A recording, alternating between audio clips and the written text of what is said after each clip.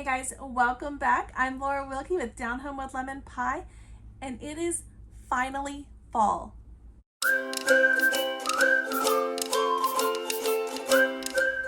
right guys, welcome back. Like I said, I'm Laura Wilkie with Down Home with Lemon Pie. If you're brand new to my channel, welcome. I'm a Christian stay-at-home homeschool mom. I have 7 little ones, and we are excited for fall. This is Mother Culture Monday. If you missed it, we just came off of doing a several weeks, I think it was 9 weeks total, of the M is for Mama book. And we went chapter by chapter going through that. If you missed it, it is linked in the playlist below. But I have been so excited because fall is my absolute favorite season, and I wanted to share with you guys what we're doing in our home to prepare for fall, for winter, and for cough and cold flu season. Okay, so right off the bat, there are several things that you can do right now to prepare for that season when things start, people start getting sick, you're around people that are sick or not feeling 100%, and you want to just kind of boost your immune system. There are some of these things we have done for years. Some of them we've just recently learned about, I would say in the past year or so, and some are brand spanking new for us. So several things here. So the first one that we've done for years, probably the one that I've always done, I don't even know how many years, but I've done it every year, multiple times a year. I've even done videos on it, so I will link that one below, is the elderberry syrup. I have actually never made anything with elderberries except elderberry syrup, but I did just learn about an elderberry pie that I am excited to try. We did not used to live where there was access to elderberries, so we had to purchase them. I would buy them off of Amazon. I'd buy this right here. I felt like if you bought them earlier, like in this time of year, in the late summer or even early summer and early fall, any of that time, they were so much cheaper and they were freeze dried. Now, last year I did make the elderberry syrup with fresh elderberries, and it does not turn out exactly the same because I used the measurements for the dried elderberries, which of course are smaller. I just didn't even think about it, but they're smaller. So you actually need to use the like about double, I guess, or even maybe triple as many elderberries if you're using them fresh. So just a little side tip so you don't make the same mistake. What do you put in the elderberry? Of course you put honey. We like the raw honey is the best one for us, but I actually just learned about a new honey. And you know what? I'm gonna say I recommend you go ahead and stocking up for honey. You know, every time you go to the store, it doesn't hurt to just pick up another thing of raw honey because it's fairly pricey if you get a good one, and to have enough on hand for when cough and cold flu season hits, it's just a good idea. So actually honey never goes bad, and so you can just keep it in your pantry or wherever and you'd be ready to go. I did just learn about a new honey. I guess it's not new, but it's new to me. Maybe you guys already know about it, and it's Manuka honey. Did you know Manuka honey is actually made from the tea tree? You've heard of like tea tree oil, right? Like melaleuca, and it's made from the tea tree honey that comes from those trees. Okay, so in New Zealand, that is why it is so expensive at the store. But and it does matter, I just learned the number on the side of the container does correspond with the potency, so you will want to look for that if that's something that's fairly important to you. But you know what? Grabbing some Manuka honey is not going to hurt you either. You know, on that grocery shop, I recommend just one at a time, not everything all at once, but one at a time. Just throw something in extra in the bag so that you're kind of building that stash. So something else that we have done regularly during cough and cold season, I would say since about the time COVID hit, is the vitamin C tabs. D3, if you take D3, you do want to add zinc with it. That's what I've always heard, so that's what we've done.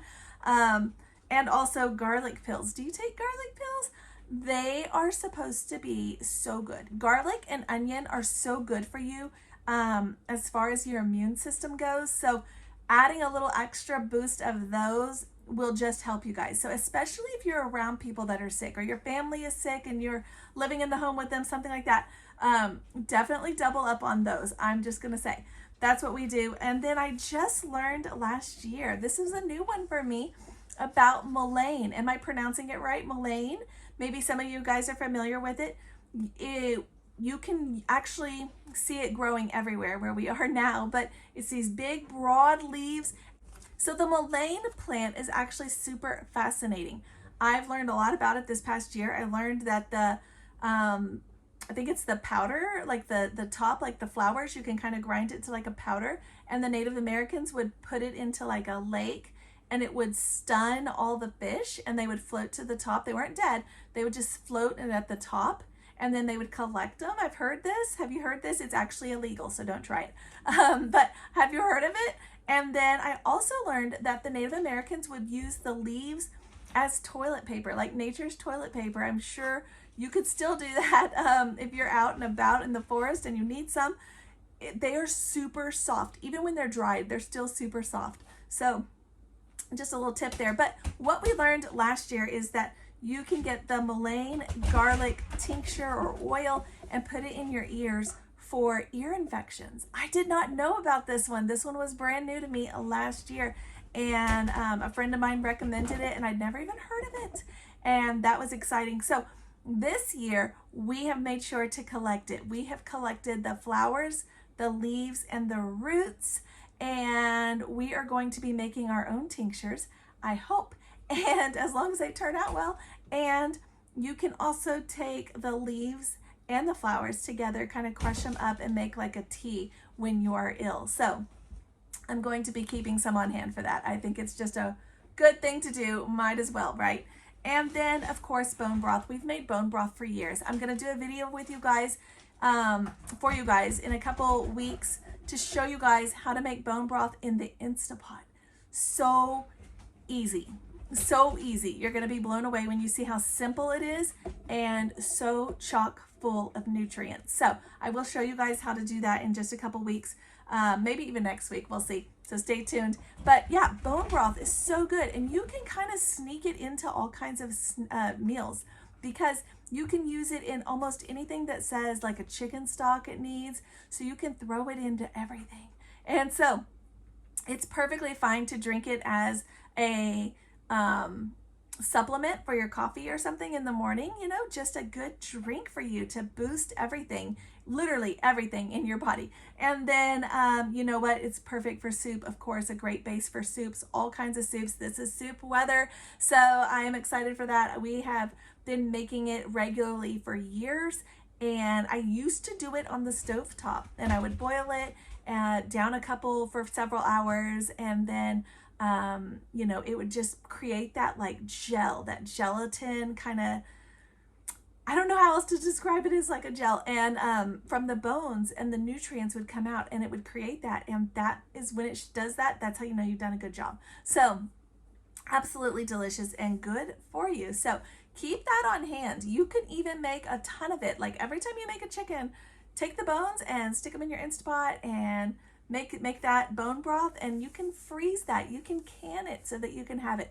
I'm just going to tell you guys, it costs an arm and a leg if you wait to buy it at the store. If you buy it pre-made, it is like ridiculously expensive. I was blown away the other day. I was at the store and I saw a couple buying a tiny container of it. I mean, tiny, guys, like the soup can size. And they were charging $5 or $6 per tiny little can. And they were buying multiple, I think they bought like almost $50 worth of cans of this, and I was blown away. I was blown away because you can make it for a fraction of that cost. So definitely recommend you guys making that one at home. Something brand new that I am trying this year, and I don't know yet how I feel about it because it has a little bit of an odor that I'm not familiar with, and I'm not sure if I like it. I absolutely love garlic. I absolutely love honey. Putting them together, we are creating garlic honey. Now, what in the world do you do with this? But I've seen it multiple times in a bunch of groups that I'm part of, and you can actually put the honey in your tea, okay?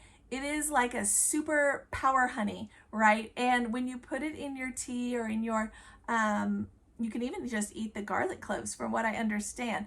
But the smell is just, I mean, knock you over, guys. It is crazy how strong it is, how potent when it is starting to ferment. But basically what you do, you get your garlic cloves, you peel them, you put them in a jar.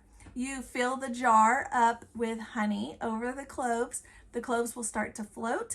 You put a lid on it and you turn it upside down. Now, you don't want to leave it upside down for too long because it can start to leak. So put a plate under it, but then, flip it periodically and open the lid. They call it burping it. And so open the lid, let out some air, and then put it back on. That's all you do for about 2 weeks. Every time you open the lid, it's going to knock you over. I'm just going to say, but after that, then it becomes kind of a thin honey, and it's supposed to be really, really, really good for you. So we will see. I'm going to try that one this year. I'm also going to try onion honey. It's a similar one, but you cook it together first, and then you do the same thing. You put it in the jar. And I think we are going to try our hand at fire cider. So we will see. I might be in over my head at this point, but we'll see. Yeah, so have you guys tried any of these? What are you doing to prep for fall and winter, for cold and flu season, for coughing season, all of that?